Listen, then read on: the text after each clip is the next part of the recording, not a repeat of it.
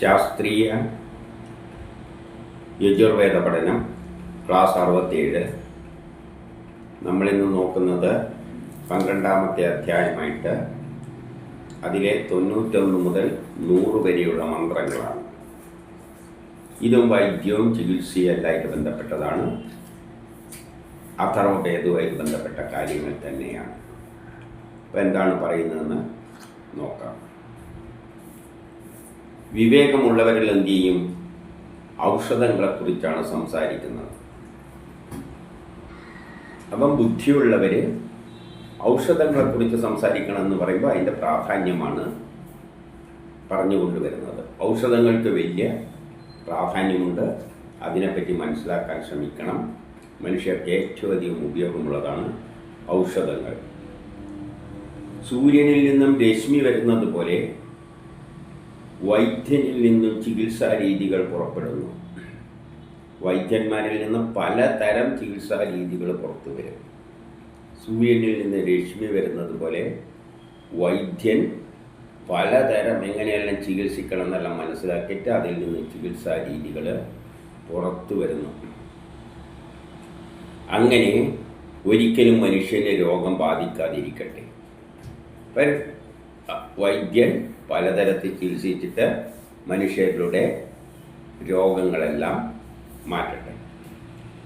ഇനി 92 വിദുഷി സോമരാജ്ഞിയാകുന്നു. സോമം എന്ന് പറഞ്ഞാൽ ആയുർവേദ മരുന്നുകൾ.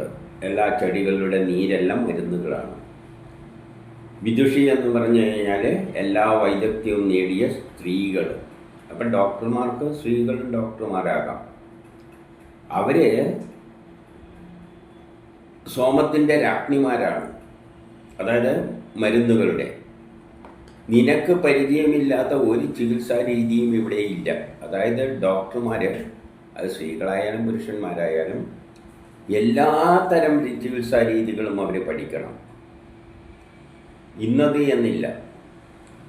ഇന്ന് അലോപ്പതിക്കാരൻ ആയുർവേദം പഠിച്ചുകൂടാ, ആയുർവേദക്കാരൻ അലോപ്പതിക്ക, അങ്ങനെയുള്ള വ്യത്യാസങ്ങളൊന്നുമില്ല.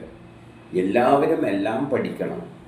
എന്നിട്ട് അതിലൂടെ അനുയോജ്യമായതെടുത്ത് ചികിത്സിക്കണം. അതുകൊണ്ട് പരിചയമില്ലാത്ത ഒരു ചികിത്സാ രീതി ഉണ്ടാകാൻ പാടില്ല. അതിൻ്റെ ആഴം മനസ്സിലാക്കുന്ന നീ ഏറ്റവും പ്രിയപ്പെട്ടവളായിത്തീരും.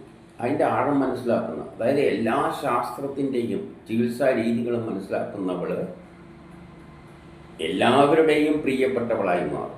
അപ്പം ഇപ്പം ഒരാൾക്ക് ഇപ്പോൾ ഒരു ഡോക്ടർക്ക് അലോപ്പതിയോ ഹോമിയോപ്പതിയോ ആയുർവേദമോ എല്ലാം അറിയെങ്കിൽ എല്ലാവർക്കും പ്രിയപ്പെട്ടവളായിരിക്കും അവൾ. കാരണം എന്തുകൊണ്ട്? അവൾ ഏതാണ് പറ്റിയത് ഓരോ രോഗത്തിനും അത് വെച്ച് ചികിത്സിക്കാൻ പറ്റും. അപ്പോൾ എല്ലാ വൈദ്യരാണെങ്കിൽ എല്ലാതരം ശാസ്ത്ര രീതികളും പഠിച്ചിരിക്കണം.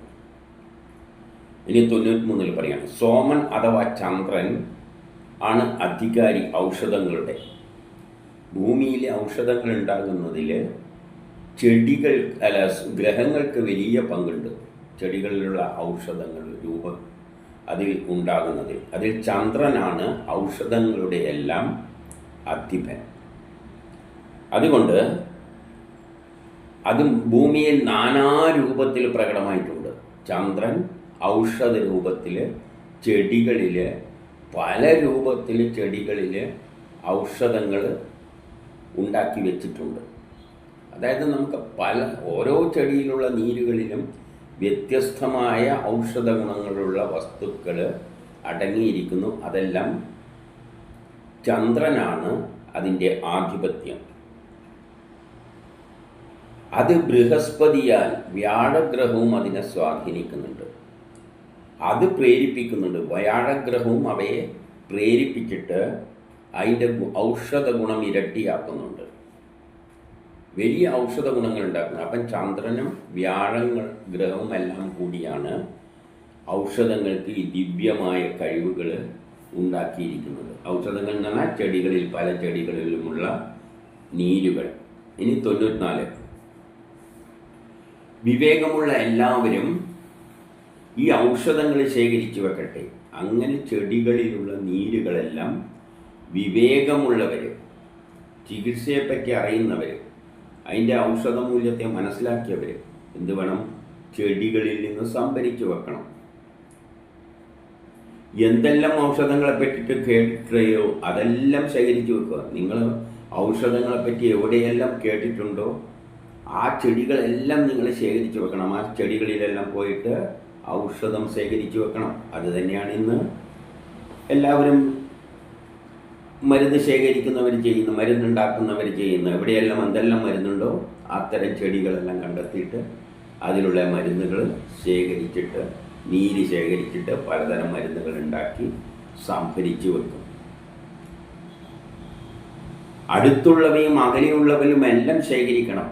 ചില മരുന്നുകൾ അടുത്തുണ്ടാവും. എല്ലാ ചെടിയിലും ഔഷധ ഗുണമുണ്ട്.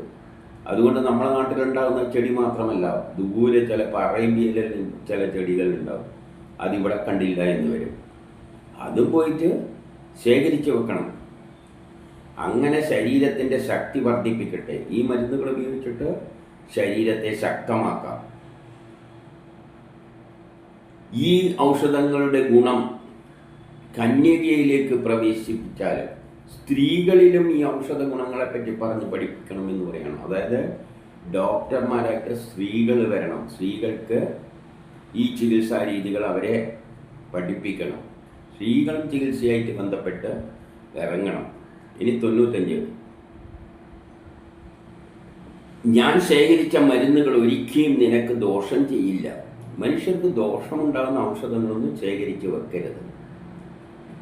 പ്രകൃതിയിലുള്ള മരുന്നുകളിൽ, ചെടികളിലുള്ള നീരുകളിൽ മനുഷ്യ ശരീരത്തിന് ദോഷമുള്ളവയും ഉണ്ടാകും. അവയൊന്നും നമ്മൾ ശേഖരിച്ച് വെക്കരുത്.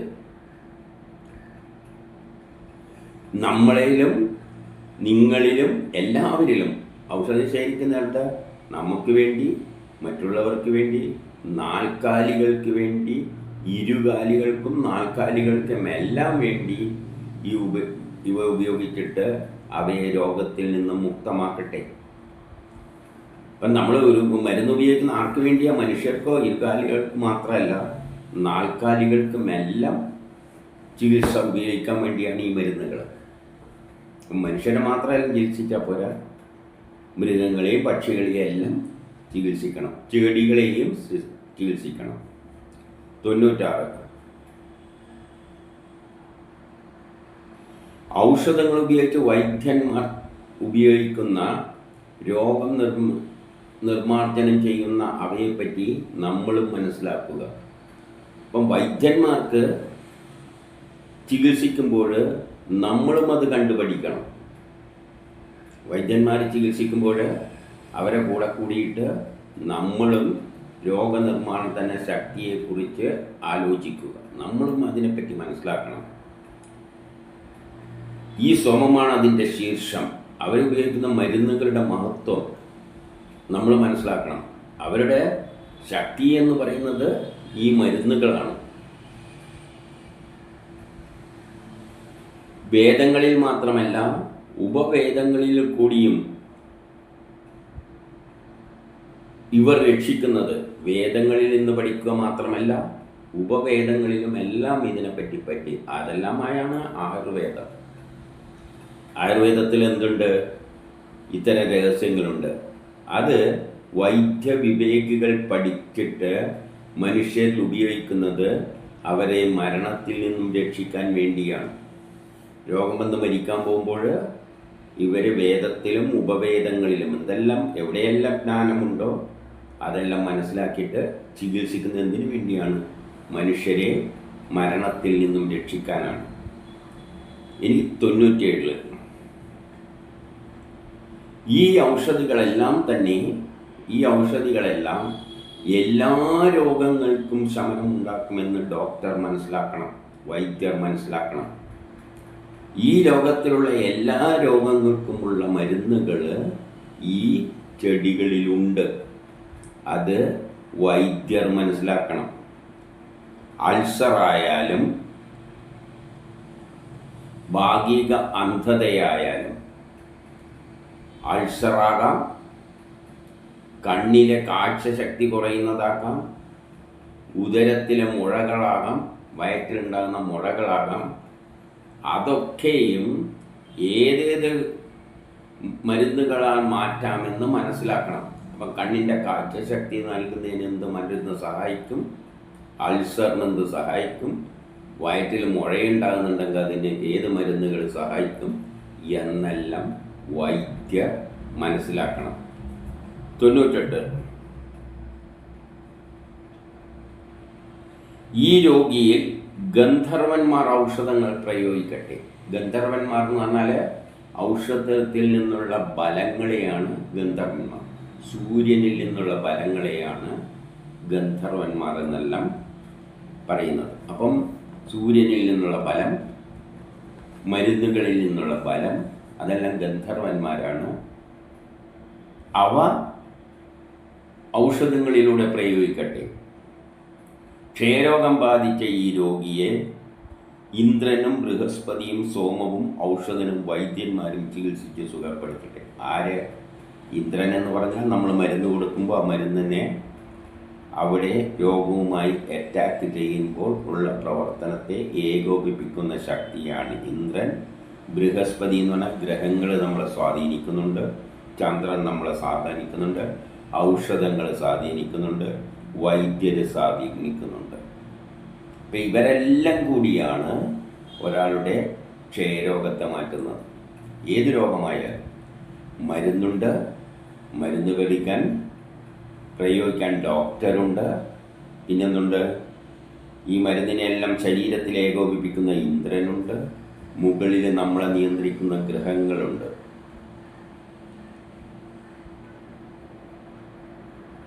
ഗ്രഹങ്ങൾ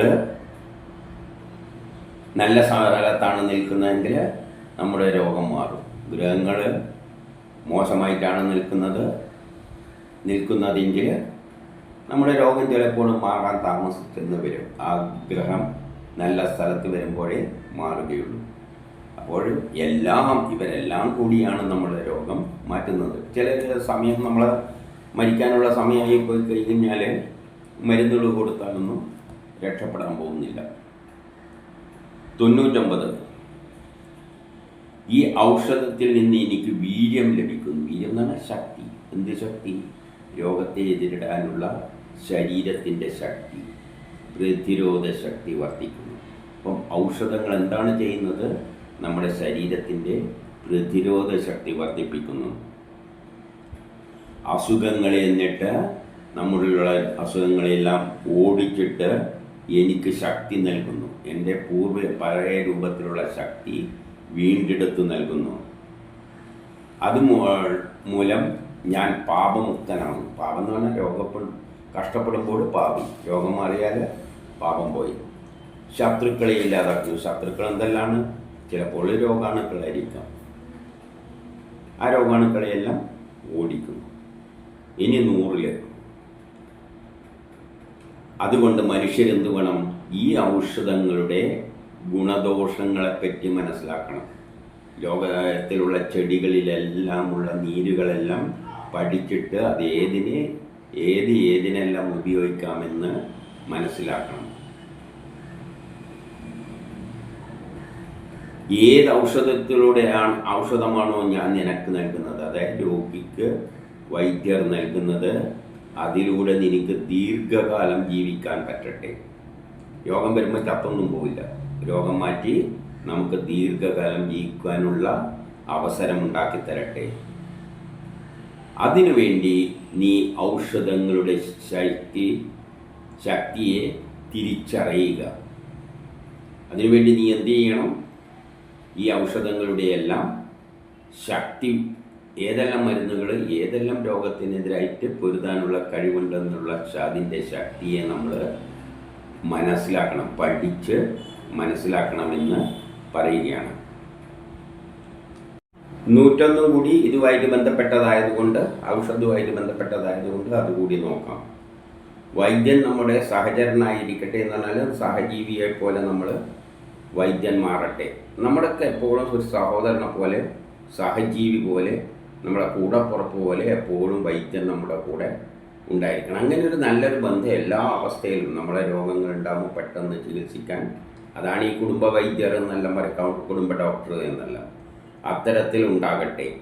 അതിലൂടെ മനസ്സിന് സന്തോഷം എപ്പോഴും ഉണ്ടാകട്ടെ. രോഗകാലം വരുമ്പോൾ അപ്പം ചികിത്സിച്ചിട്ട് മഹത്വമേറിയ ഔഷധങ്ങൾ നൽകുന്ന വൃക്ഷങ്ങൾ നമുക്ക് നൽകിയാൽ പ്രകൃതിയോട് പറയുകയാണ്, മഹത്വമേറിയ ഔഷധങ്ങൾ നൽകുന്ന വൃക്ഷങ്ങൾ ഈ ഭൂമിയിൽ ഉണ്ടാകട്ടെ.